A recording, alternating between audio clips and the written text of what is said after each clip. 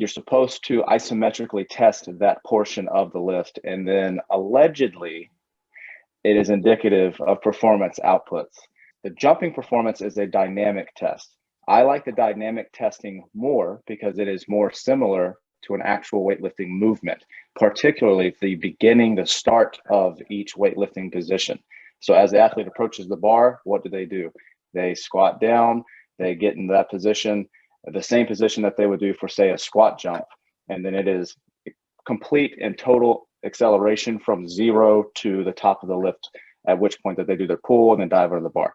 So I think jumping performance and the dynamic aspect is a little bit better of a testing method. This is just my opinion. I could be wrong. Okay, Kyle.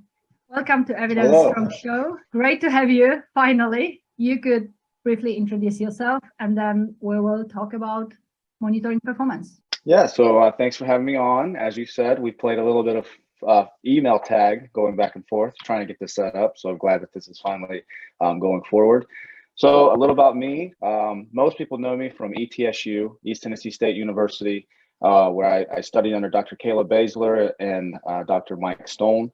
I did my sports science master's there, and then followed that up with my PhD in sport physiology and sport performance.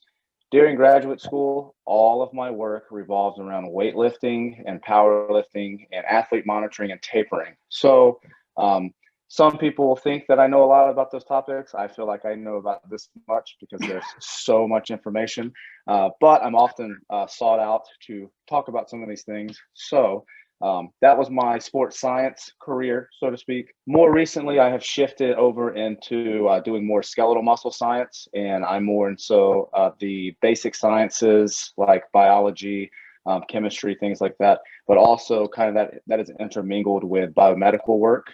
So a lot of things that I can pull from sports science and sport physiology that I've now brought into the health and medical side of research. So currently a postdoc, actually just wrapped up my postdoc at the University of Florida. And then I'll be moving on to bigger and better things here in the next few months, shall we say. So that's where I am now. So.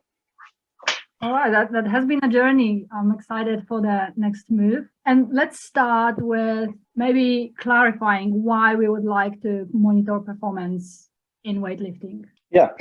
In other ways than testing marks. Yeah. So the whole bit behind monitoring performance, this can also be applied outside of weightlifting. I mean, this could be applied to, all sports. But for weightlifting specifically, there is very repetitive things that you do within the sport, such as snatch and clean and jerk. That is your sport. So if there are ways to figure out how to improve, or if you are improving or if you're recovering from your snatch and clean and jerk, then how do we do that without actually having to do the lifts? And so then that's where laboratory testing comes into play. And you can do anything and everything from surrogate performance measures, which is some of the stuff that we'll talk about today, using force plates and say jump mats, various other devices that can be used within that. You could also do blood markers. You could do muscle analyses. Like there are tons of things that we can do to monitor performance and recovery, adaptation, all with the aim of, is my weightlifter getting better and will they perform on the platform? I will say a lot of people in the science world, we tend to lose sight of the performance aspect and we get too caught up into what does the data say. And then I think that being able to understand the data and implement it appropriately with the training and the performance output is very, very important. So I really want to harp on that because some people will do monitoring programs to where they'll implement this very extravagant, exotic monitoring protocol and then lose sight of the performance on the platform. And ultimately, that's what we want to do. What in the laboratory can we do that will give us indicators of what the performance will be at competition? So I just think that's very important to nail that down. So. Okay, so great introduction. Now, what methods are there? You mentioned a little bit, but could we go through them more in detail? So what are pros and cons, and which ones could be used for what? Yeah, so I would say that mainly the two of the very famous protocols that are used would be the isometric mid-thigh pull and then jump testing. So isometric mid-thigh pull, you're ultimately putting someone in at the top position of the second pull in a clean, typically a clean position. You can do a snatch position as well, but it's usually in a clean style position. And so you're supposed to isometrically test that portion of the lift, and then allegedly it is indicative of performance outputs. The correlations there are hit or miss, and we can get into that a little bit more in a bit. But that is a very, very, very popular test that is done, and everyone will know exactly what I'm talking about. That is an isometric test. The jumping performance is a dynamic test. I like the dynamic testing more because it is more similar to an actual weightlifting movement, particularly the start of each weightlifting position. So as the athlete approaches the bar, what do? They squat down, they get in that position, the same position that they would do for, say, a squat jump. And then it is complete and total acceleration from 0 to the top of the lift, at which point that they do their pull and then dive under the bar. So I think jumping performance and the dynamic aspect is a little bit better of a testing method. This is just my opinion. I could be wrong, but it's just my opinion. There are other methods as well, such as, so we've done a lot of superficial muscle testing, such as ultrasound. That's a really good measurement of just observing physiological adaptations that are taking place, because obviously if you are in strength sports, you don't want to be losing your muscle. If you do want to lose your muscle and you're in strength sports, I don't know who you are and what you're doing, but I think that you're pursuing the wrong things. So if we're able to assess musculature, primarily we would do the quadriceps. Some of the work that I did, we were able to do upper and lower body. And so we started doing quadriceps, triceps, and back musculature. And so then that gives us an overall idea of like, hey, what's going on with the total body musculature? And again, just to see, is the training program tailored appropriately for each individual, and are they adapting accordingly? So at the very minimum, maintain muscle, but ideally you would like to gain muscle. You can do a lot of other things such as what are you? So I don't want us to jump, because then I will have too many loose ends to catch up on. I understand. Okay. So with the ultrasound, you said you measure how much of the muscle. Is it how much of the muscle is? Is it pennation angle? Like, what are you looking at? Yes. So usually for ultrasound, the easiest measurements to do and the ones that are most indicative of strength, performance, and improvements would be cross-sectional area.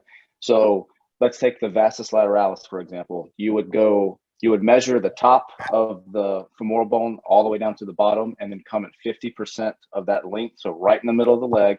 And then you would just do a nice little cross-sectional scan over the leg, so to speak.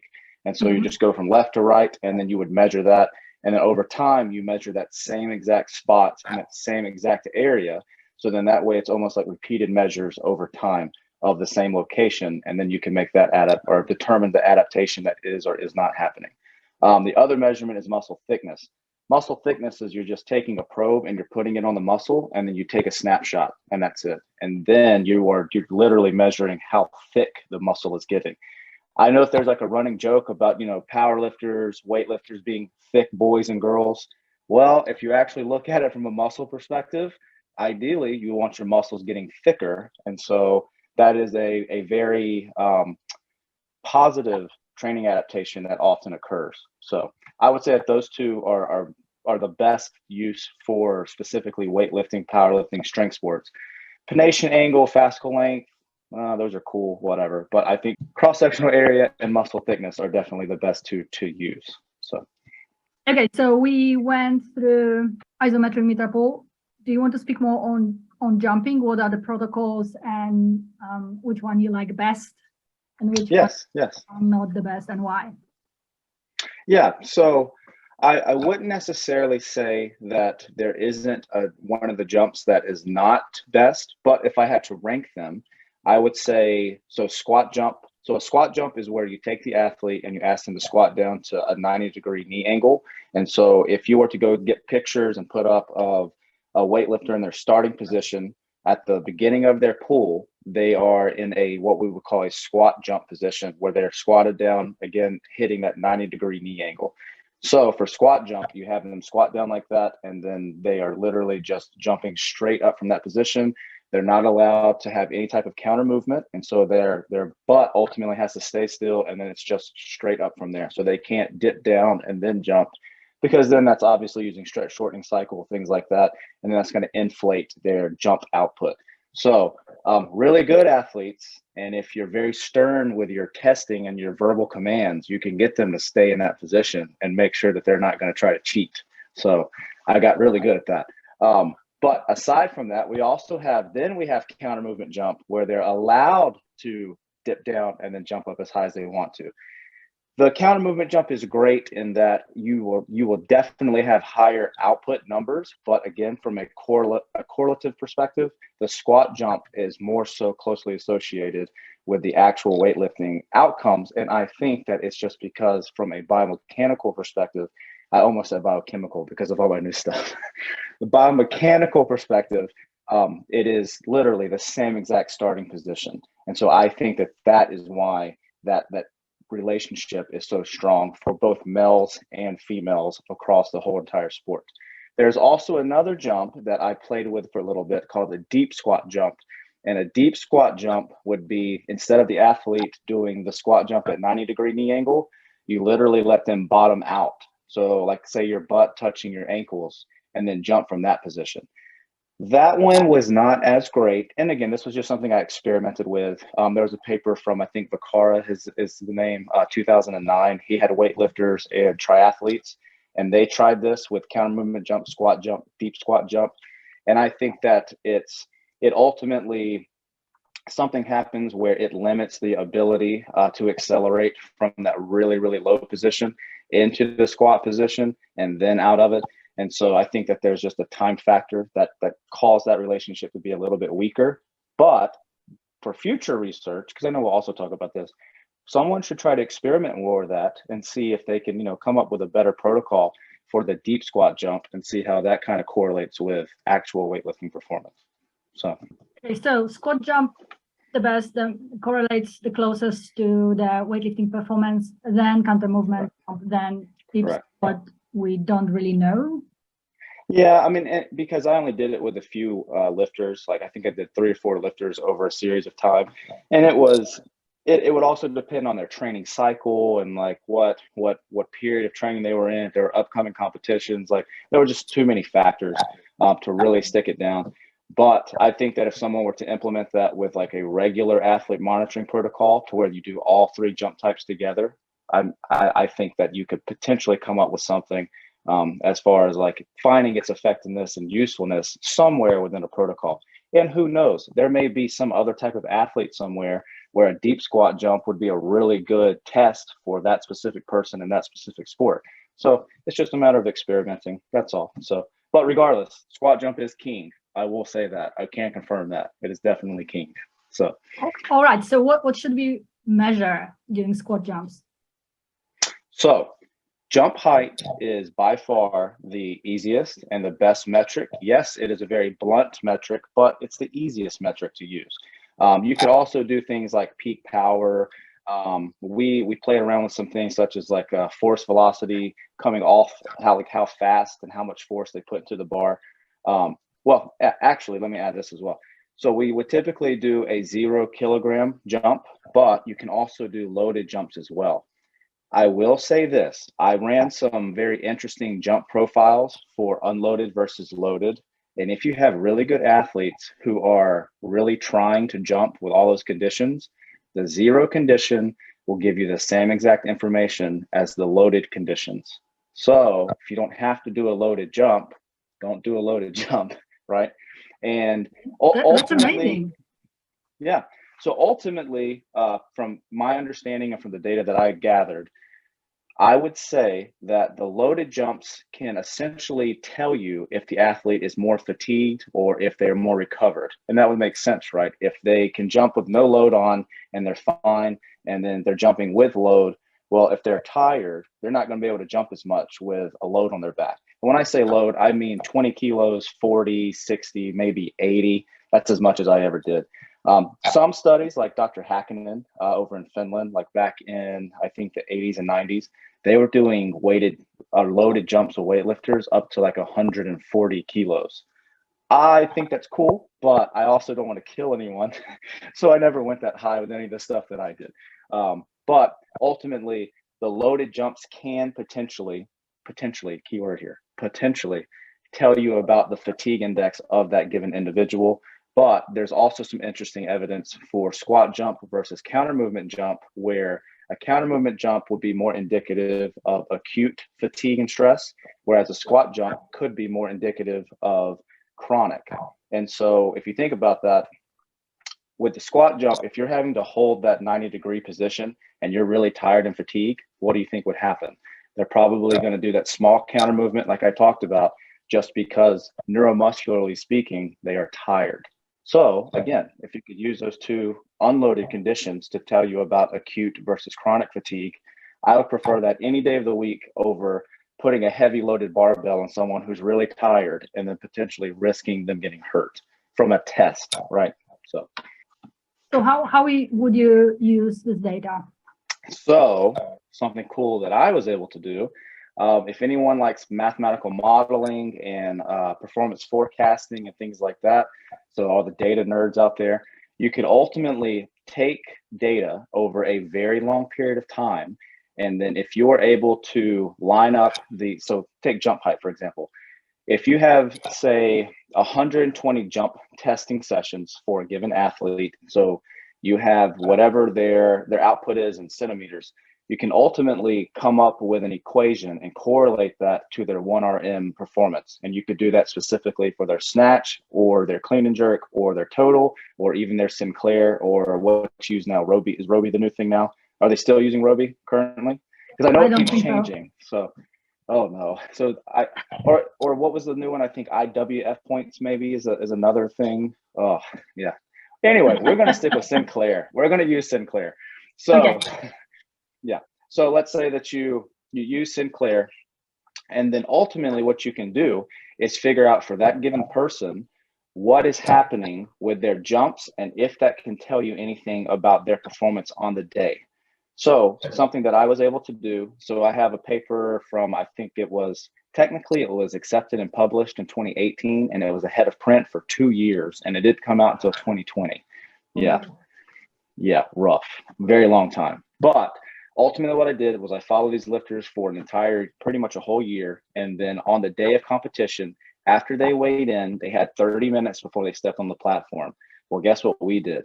We were able to do jump testing, squat jump testing, and counter movement, but mainly squat jumps, what I was interested in. Squat jump testing right before they competed at the national championship. Based on those outputs that day, I was able to tell the coaches, hey, this lifter is peaked, this lifter is not, this lifter is just going to be able to maintain performance, because based off of the year of jump testing, these numbers suggest that she or he is currently peaked or not, right? And so that is very, very useful information if you go to a competition and right before that athlete steps on the platform, you know what state they're in. Because when it comes to taper and peaking, and we're not going to get into this because we could talk about this for hours, it's a hit or, yes, absolutely. But it is a hit or miss, as most people know. And so that window of opportunity to express your peak preparedness is very, very small. And so you have to really try to line things up just right, so then that way the athlete can express their best performance on that given day. So if you have a small, quick test that can be done right before they compete, that could give you some additional information to use that, such as squat jump testing, why would you not use that? You'd be crazy not to use that, because then you could ultimately alter their attempt selection and then have an idea of what they can and can't do on that given day. Because I don't know about you, but whenever I have competed, when I have people compete, we're there to win. We're not there to have fun. Like, we're there for medals. So anyway, we're not going to get into that either, but we're there for medal. So you mentioned it a few times. We didn't talk about it yet. Blood tests. You were taking blood from your athletes. What have you learned? What is useful? What is not? Oh, you're not going to like this answer. So ultimately, when it comes to hormones and biomarkers and all that cool stuff that sounds so fancy, we really don't know anything. Like we really don't. And it ultimately boils down, and people that think that we do know more than what we do, I think that you're just kind of reaching personally. That this is just my personal opinion. Maybe you do know a lot, and that's cool, whatever. But I think that it ultimately boils down to each individual. And I say this is a great example. Most people think that you have to have extremely high testosterone for a male to be an elite athlete. Well, the data suggests the exact opposite. Like there are several really high level strength athletes that get, regular blood panels done and this is cool that they've been very transparent on social media with things like this. And I won't name the person, but there is a really strong world champion powerlifter, multi-time guy in the IPF for the US who posted his testosterone results, and he's like maybe 400 nanograms per deciliter, whereas I think an average male should be in like 750, 800, maybe up to 1,000. And so he's ultimately half of what, the norm should kind of be. And the problem with that is most people have this idea that, oh, well, elite athletes have, over 1,000 and et cetera, et cetera, et cetera. Well, that's not the case. And again, this is seen over and over and over of very high level world champions, Olympians, things like that, where their ideal hormone profile is the complete opposite. And so it's just like, well, maybe the hormones don't explain what we thought that they would explain, or maybe they're not as indicative of elite athletes like we thought previously. So I will say though, like again, on an individual basis, if you have a given individual and you just do within comparisons for them, and you don't use ranges or try to compare to a different athlete, I think that you would be safe and you would be okay with using something like that.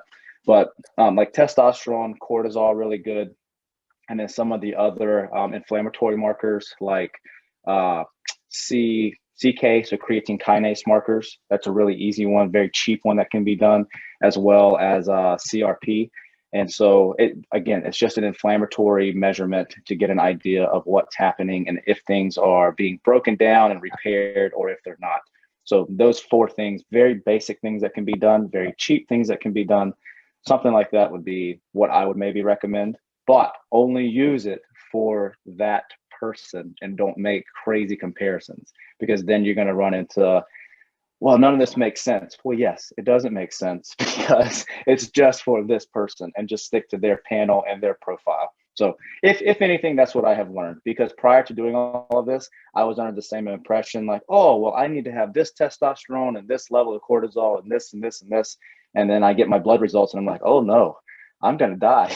And so it's not, and it's just because I'm comparing it to these other norms where as a strength athlete, it's probably not really going to line up with that.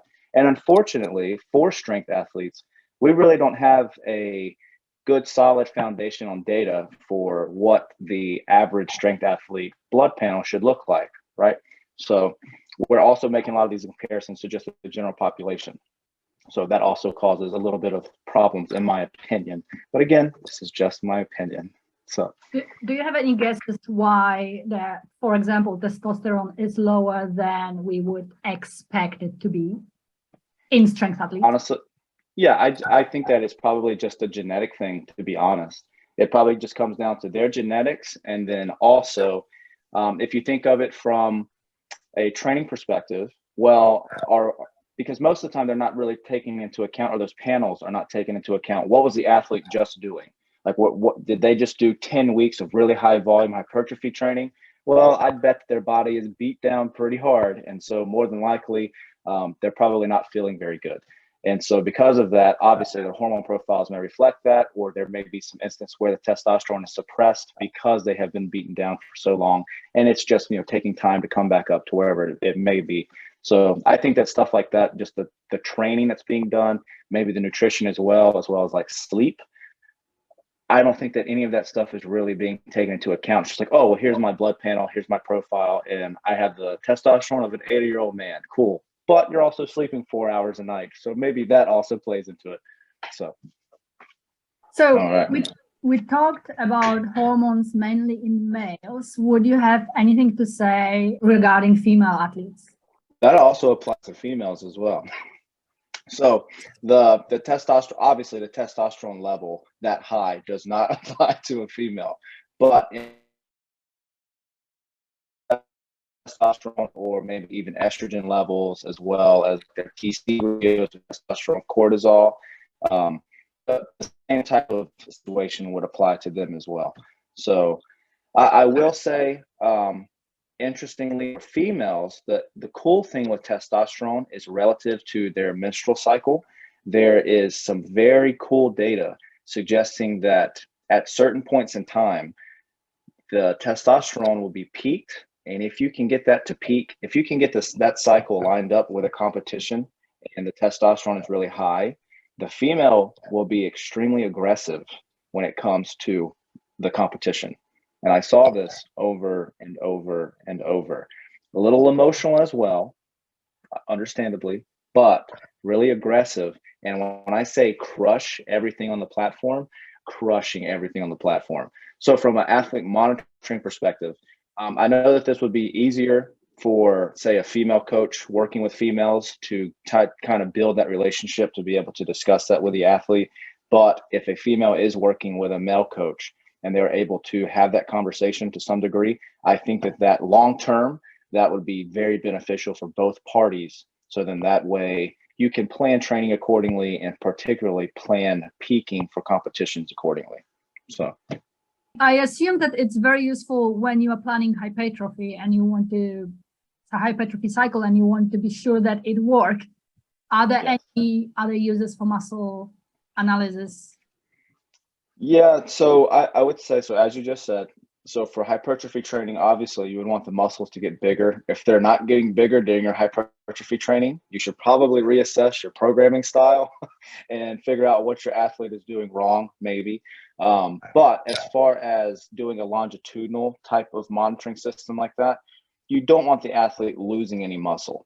And so if you're able to at least say do the beginning and the end of each training block, and again, most training blocks are 3 to 4, maybe 5, 6 weeks, depending on who's doing the programming.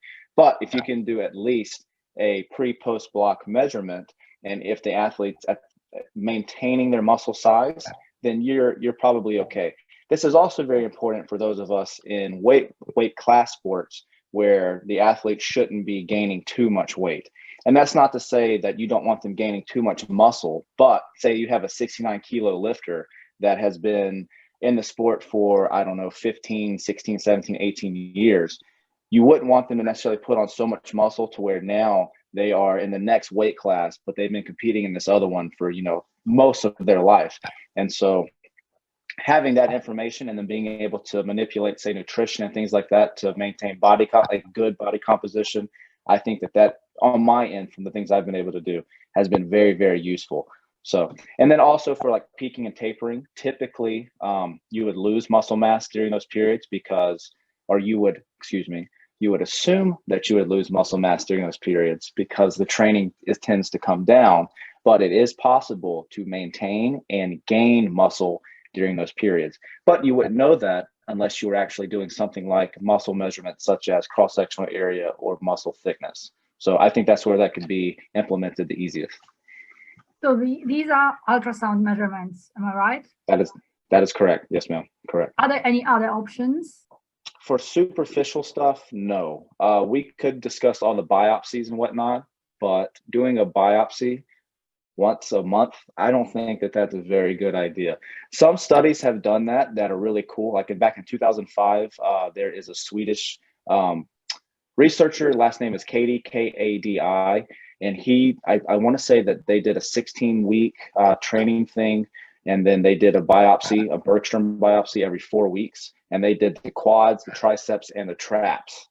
So yeah, crazy. But yeah, they did it once a month. So trying to do that now, I don't think that would be, I don't think any IRB would allow something like that just because they find it to be, it's considered a surgery. And so trying to get that passed now, I don't think it would be possible. But I think most people will be okay sticking with ultrasound. And something else that you could potentially do, if you don't have an ultrasound, just do the old school tape measure method and just measure the circumference of a thigh, an arm, or I don't know, someone's neck, and then see, if it's growing or maintaining or shrinking. And then that may give you some additional information if you don't have access to an ultrasound, because those can be pretty expensive. And I don't see anyone buying one to set up in their house in their training room.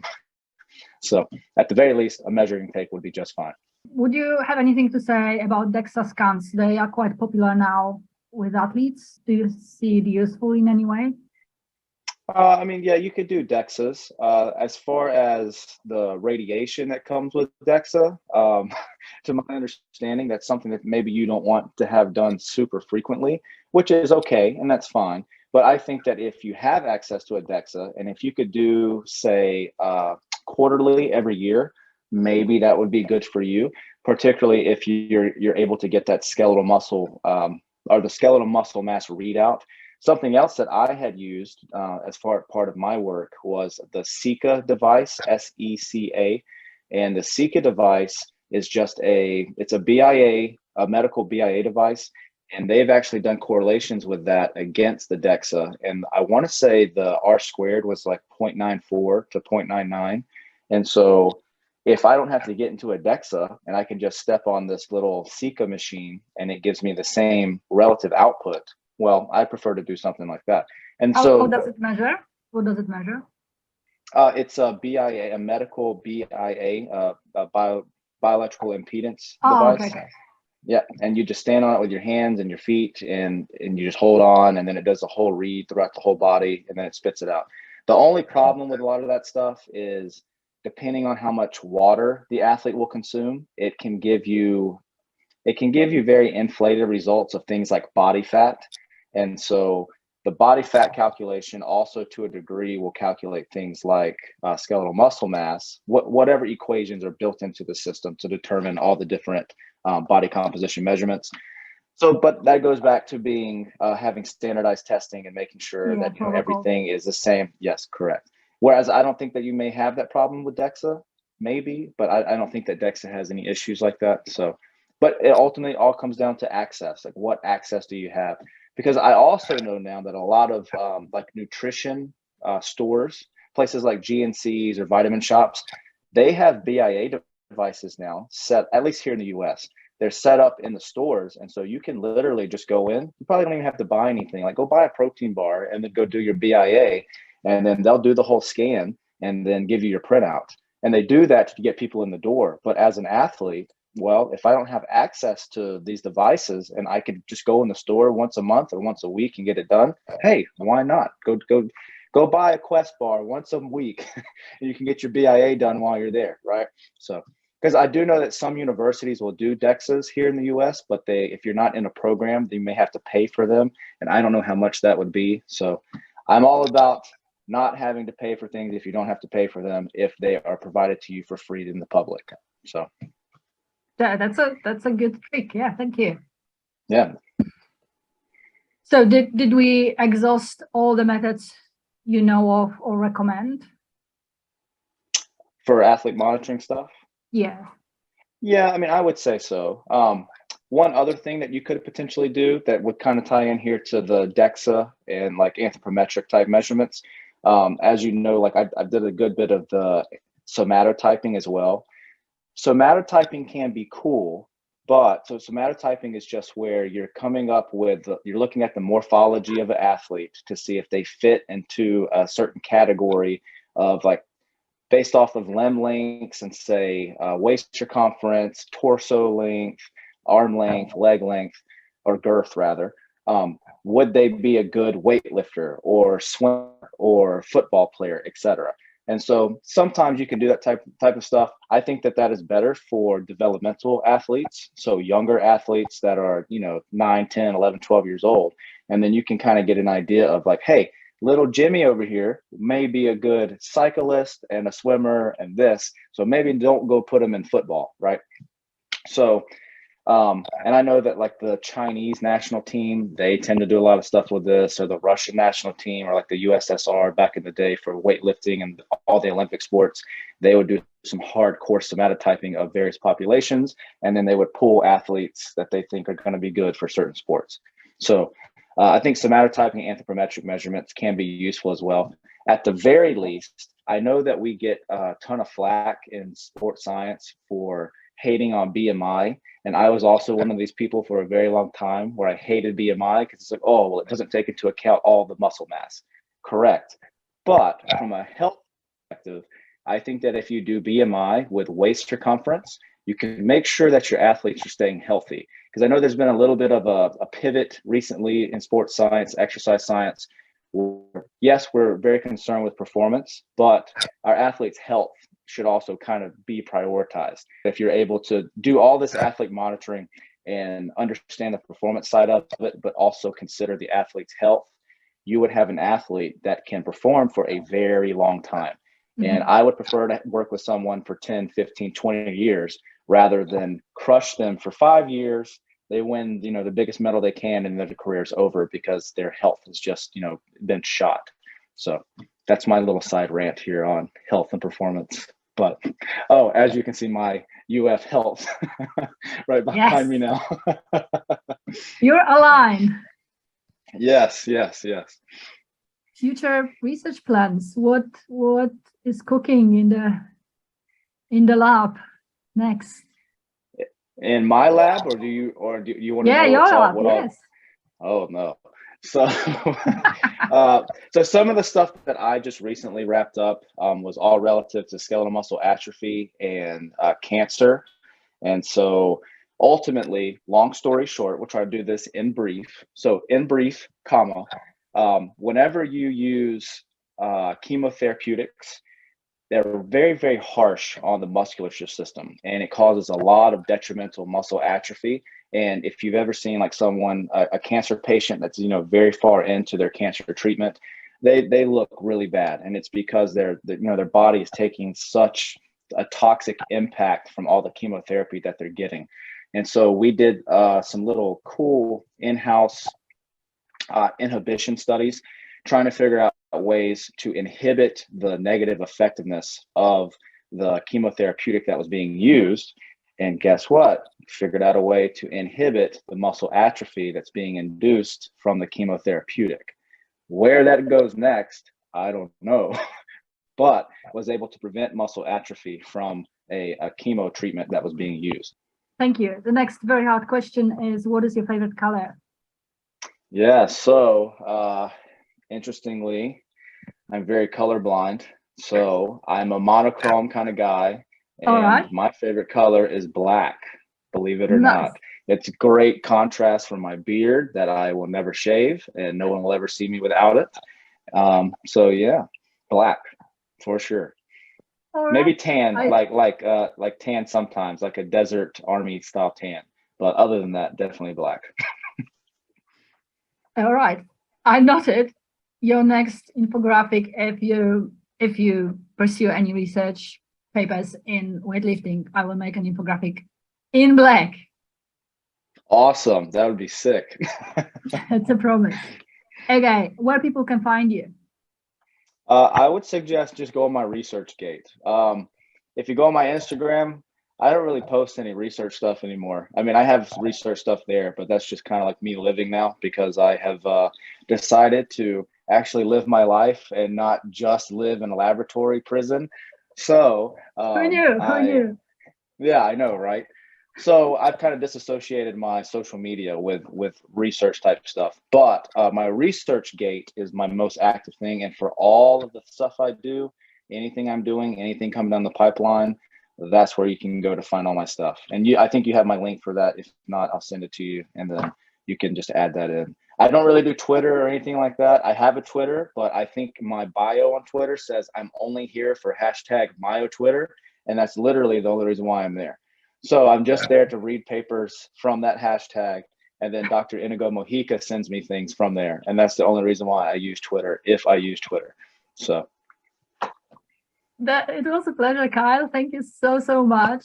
And yeah, absolutely. Pretty sure we'll talk again. Thank you. Yeah, absolutely. Yes, ma'am.